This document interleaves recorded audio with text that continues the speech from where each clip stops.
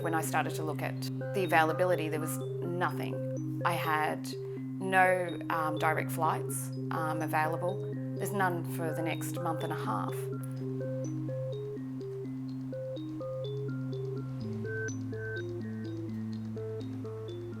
Just quite recently, my father passed away, and obviously I wasn't able to be there with him. Whereas normal circumstances, I could have just got on a plane, been there in 24 hours and would have been there as he passed away. I got the phone call asking if I wanted to have my last words with him. The doctors estimated initially 2 weeks. My second thoughts were I was going to get on a flight straight away. The moment I started to look into flights, I was told there were no direct flights possible. He passed away 6 days later. I had the phone call here at 3 a.m. in the morning. I was also unable to even make it for his funeral.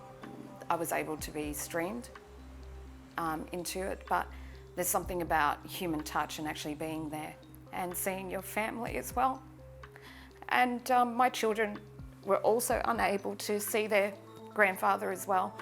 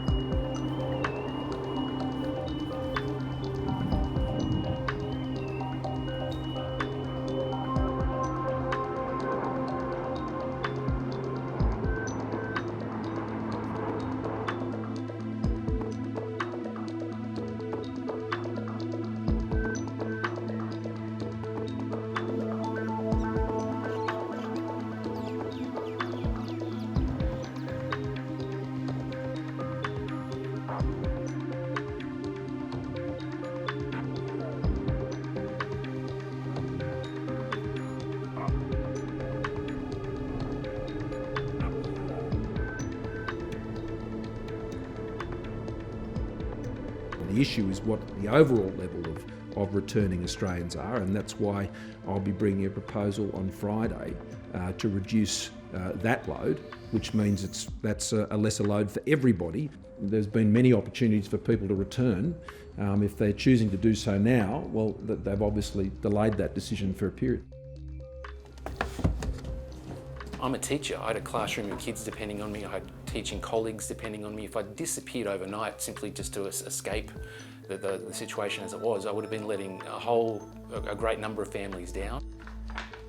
I was originally booked to fly back to Melbourne on the 23rd of July. 2 weeks before that date, I was emailed by Cathay Pacific and told that the flight was cancelled. This is just after, I believe, Premier Dan Andrews in Victoria announced that international flights to Melbourne would all cease. I called up Cathay, was able to rebook to August the 9th. I never expected that a government policy would impact upon my ability to get back into my own country. In essence, even though I know it's being done for solid medical reasons, it almost feels like the government doesn't want us to come back to the country. Travellers have been booked either on economy or premium economy, and have basically been asked to upgrade to business or first in order to get onto the flight. If I did have to upgrade to business class, that would cost me up to 40,000 Hong Kong dollars, which is it's a massive amount, especially again on a teacher's salary. At the end of the day, I'm sure all of the airlines would put flights on, but if the Australian government decides that they're going to put a cap, it's not worthwhile for them to do it. I always believed, being an Australian and being an Australian citizen and raised in Australia, that we could always come home. We just can't come home now. And that is the hardest thing.